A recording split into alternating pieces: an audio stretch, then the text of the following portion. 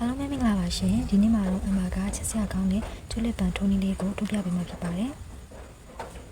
လိုအပ်တဲ့ပစ္စည်းတွေကတော့ Microton 5 line ကိုသုံးထားပါတယ်အမကအဝါရောင်လေးထိုးမှဖြစ်တဲ့အတွက်အဝါနုလေးရဲ့နော်တရွက်လေးထိုးဖို့အစိမ်းလေးရဲ့အဲ့နံပါတ်ကကြတော့ 3.5 mm ကိုသုံးထားပါတယ်20 cm ရှိတဲ့ယူရန်စိမ်းလေးတစ်ချောင်းရဲ့တရွက်လေးအတွက်နန်းကြိုးလေးတစ်ချောင်းရဲ့ချီဖြက်ကကြီးလေးရဲ့ကျုပ်အလေးလိုပါမယ်ရှင်ဆီလီကွန်လေးလည်းအနည်းငယ်လိုပါမယ်ဆိုလို့ရှိရင်စားလိုက်ကြရအောင်အရင်ဆုံးပန်းပွင့်လေးကိုထိုးမှာဖြစ်ပါတယ်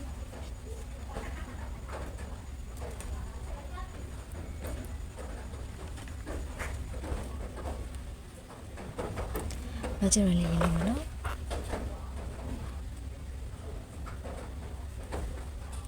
မကြရလေးလုပ်ပြီးလို့ရှိရင်ဒီထဲမှာချင်းလေးတစ်ချင်းထိုးလိုက်ပါမယ်ပြီးရင်မကြရင်းထဲမှာတိုင်တိုး6ခါထိုးပါမယ်နဲ့တ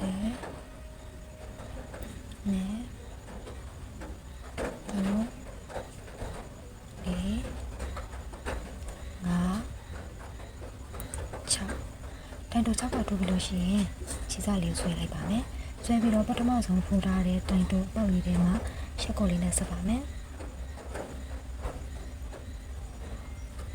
ဒါဆိုရင် round 1ပြီးပါပြီပြီးလို့ရှိရင် chain 1လေးထိုးမယ်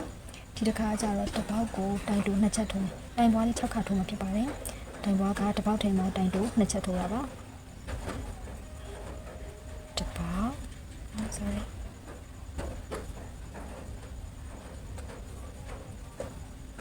တစ်ပေါက်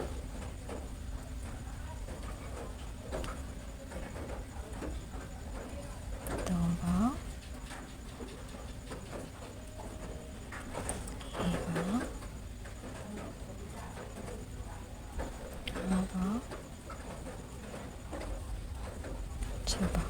ဒါဆိုလို့ရှိရင်တစ်ပတ်လည်းတိုင်တို12ချက်ရပါမယ်တိုင်တို12ချက်ရပြီဆိုလို့ရှိရင်ပထမဆုံးထိုးထားတဲ့တိုင်တိုအပေါက်ထင်းမှာရှက်ခေါ်လေးနဲ့ဆက်ပါမယ်ပြီးရင်ချိန်ဝမ်းလေးထိုးမယ်ဒီတစ်ခါကျတော့လေတစ်ပေါက်ချတိုင်ပွားပါမယ်ပထမဆုံးပေါက်မှာတိုင်တိုတစ်ချက်ထိုးမယ်နောက်သူ့ဘေးကပေါက်မှာကျတော့တိုင်ပွားထိုးပါမယ်တစ်ပေါက်ထင်းမှာတိုင်တို2ချက်ပါနောက်ပြီးရင်သူ့ဘေးကပေါက်မှာတိုင်တိုတစ်ချက်ထိုးမယ်ဒီအပေါ်မှာတိုင်ပွားတစ်ချက်ထိုးမယ်အဲ့ဒီအတိုင်းတစ်ပတ်လည်းလုံးထိုးသွားပါမယ်တိုင်တိုတစ်ပေါက်တိုင်ပွားတစ်ပေါက်တစ်ပတ်လည်းလုံးထိုးသွားပြပါမယ်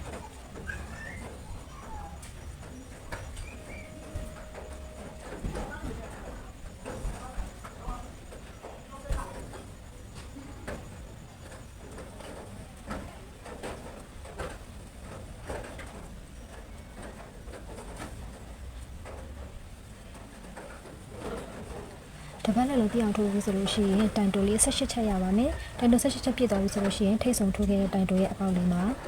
ရှက်ကော်လေးနဲ့ဆက်ပါမယ်ဒါဆိုရင် round 3ပြီးသွားပါပြီပြင်ချိန်မှတစ်ခါထပ်ထိုးမယ်ပြီးလို့ရှိရင်ဒီတစ်ခါမှာကျတော့တပတ်ကိုတစ်ချက်စီနဲ့တိုင်တို2ခါထိုးပြီးတော့မှတိုင်ပွားတစ်ချက်ထိုးပါမယ်တပတ်ကိုတစ်ခါစီတိုင်တို2ချက်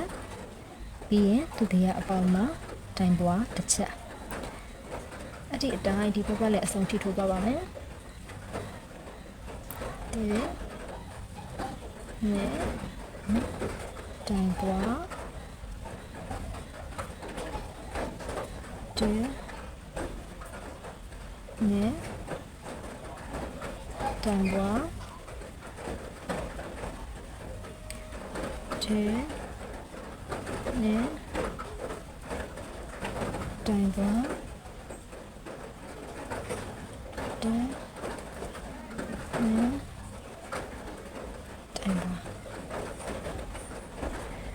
ဒီဘက်လည်းထိုးပြီးသွားလို့ရှိရင်တိုင်တို24ကရပါမယ်တိုင်တို24ကရရင်ပထမထိုးထားတဲ့တိုင်တိုရဲ့အပေါက်လေးကိုရှက်ကော်လေးနဲ့ဆက်လိုက်ပါမယ်ဒါဆိုလို့ရှိရင်4တန်းရပါပြီဒီတစ်ခါမှာတော့တိုင်မပွားတော့ဘဲနဲ့တစ်ပေါက်ကိုတစ်ချက်စီနဲ့တိုင်တို24ကထိုးပါမယ်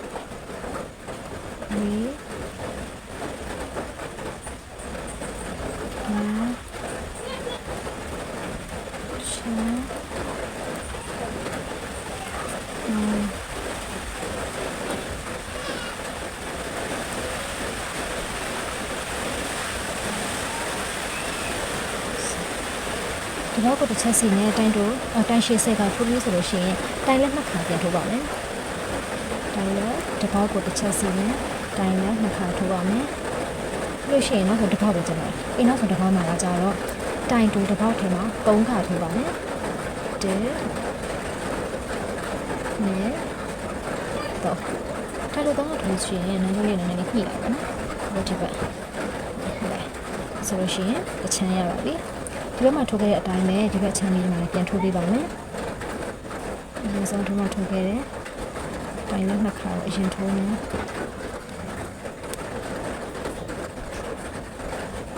တိုင်းလက်နှစ်ခါပြီးရင်တိုင်းရှည်ဆက်က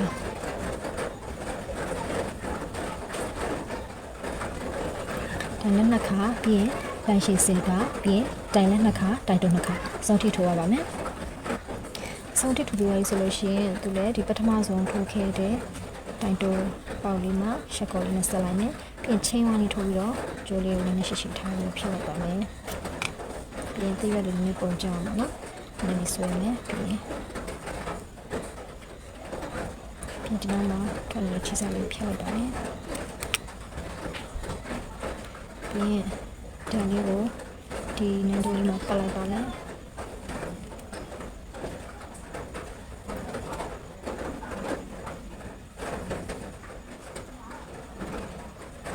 ဒီနန်းတိုးလေးကိုဒီလိုနဲ့ဒီထွက်နေတဲ့အစားလေးပေါ့နော်တရားလေးနဲ့ညှက်ဖြတ်လိုက်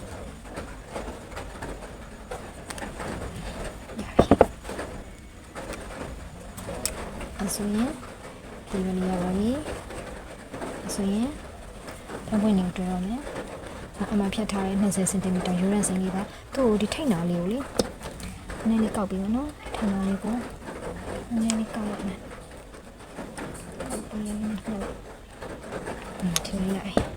ဒီလေးရပြီဆိုလို့ရှိရင်ပန်းပွင့်ရဲ့ဒီအလေးဘုတ်ချက်ဒီလေးဘုတ်နေရာလေးကနေပြီးတော့ထိုးလိုက်မယ်ထိုးလို့ရှိရင်ဒီမှာကော်လေးတော့မယ်နော် ကောကကြတော့လေကောကန်းရှင်လည်းကောကန်းနဲ့သုံးပါနော်ကောကန်းမရှိလို့ရှိရင်ကောရလေးကိုလည်းမရှိဘူးလို့သုံးလို့ရပါတယ်ဆိုရင်ကောကန်းလေးနဲ့နော်ဒီနေရာလေးကိုကောလေးနဲ့ကောလေးနေရာလေးပေါ့နော်ပုံမယ်ပြီးတော့ဒါလေးဖြည်းဖြည်းချင်းဆွဲချပြီးရင်ပုံစံကြအောင်တခြားလေးပုံစံလေးချပြပါမယ်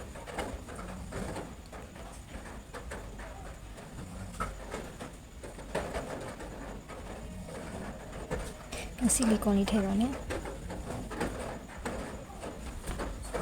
ဆီလီကွန်ကလေးနည်းနည်းချင်းစီထည့်မယ်နော်ဆီလီကွန်ကိုဖြည်းဖြည်းလေးနည်းနည်းချင်းစီထည့်ပါမယ်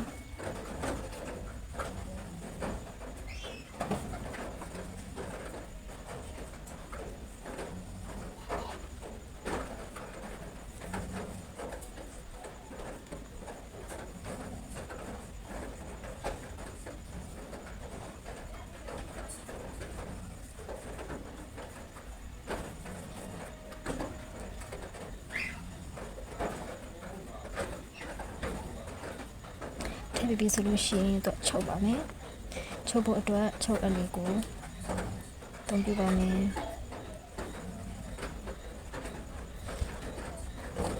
သူက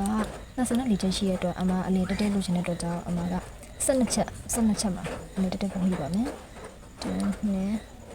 3 4 5 6 7 8 9 10ဒီမှာအလေးကိုဟိုတက်တက်ပါနော်အလေးကိုဆွဲလိုက်မယ်ဆိုပြီးတော့နောက်ထပ်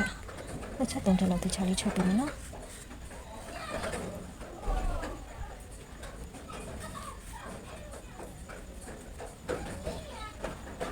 လို့ရှိရင်ဒီဘက်ချက်နဲ့တော့ဒီဆွဲလိုက်လို့ရှိရင်အလေးကိုလေးဒီမှာလေးတက်တက်ကိုယူမယ်ယူတော့လေနောက်ချက်3ချက်လောက်တခြားလေးချုပ်ပြီးမယ်ချက်ပြန်ဒီဘက်ချက်လို့ပဲဒီဘက်ဟိုလေးယူလိုက်မယ်ဒီဘက်ဟိုလေးယူပြီးတော့လေနှစ်ချက်3ချက်လောက်တခြားလေးချုပ်ပြီးချက်3ချက်လောက်တခြားလေးချုပ်ပြီးပါမယ်ဆိုလို့ရှိရင်အချက်စရာကောင်းတဲ့ချစ်လက်ပမလေးရပါပြီရှင်ပြီးရင်ချီစားတက်မယ်နော်ချီစားတက်တာလေဒီချစ်လက်ပလေးဟိုဖြည်းချင်းနည်းနည်းချုပ်ထည့်ဝင်လိုက်ရုံနဲ့ချီလေးနဲ့ခက်ခိုင်းနေပြကိုလိုတလို့ချီစားပိုင်းပြီးဆိုလို့ရှိရင်ချီစားလေးဖြတ်လိုက်ပါမယ်အဲဆိုရင်ချစ်လက်ပလေးရပါပြီခါပန်းပွင့်လေးနဲ့တည့်ရလေးနဲ့တွေ့ပါမယ်အမကတပည့်တိတ်လို့သုံးရပါတယ်တပည့်တိတ်မရှိလဲကောက်ကန်းနဲ့လည်းသုံးရပါတယ်ဒီလိုလေးမှာပါတပည့်တိတ်လေးနဲ့ကမယ်ပြီးရင်ဆေးရုံချီစားလေးနဲ့ဆေးရုံချီစားလေးကိုဒီမှာထားပြီးတော့ဖြည့်ချင်းပတ်မယ်နော်ဖြည့်ချင်းပတ်မယ်ပြီးရင်နောက်လောက်မှာတီးရလေးထည့်မယ်နော်တီးရလေးထည့်မယ်ထည့်ပြီးရင်ဖြည့်လေးပြန်ပတ်ပါမယ်နော်ဖြည့်လေးပြန်ပတ်သွားမယ်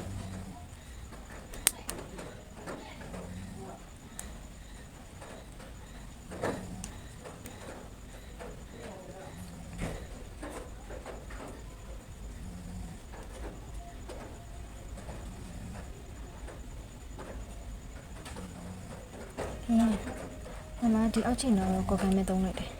ကော်ကန်နဲ့ပဲကပ်ပါနော်နည်းနည်းဒီအောက်ချင်နာလေးကိုကော်ကန်နဲ့ကပ်မယ်ပြီး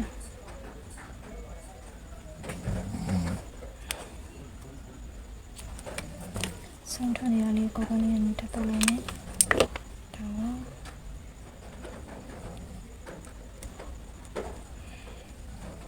အစိုးရရန်ကိုလှပြီးတော့ချစ်စရာကောင်းတဲ့ကျွတ်လက်ပန်းလေးရပါပြီရှင်အဆောင်တိကြည့်ရှုပေးတဲ့အားလုံးကိုကျေးဇူးများတင်ပါတယ်နောက်ထပ်ဗီဒီယိုနဲ့ပြန်လည်ဆုံတွေ့ကြမယ်နော်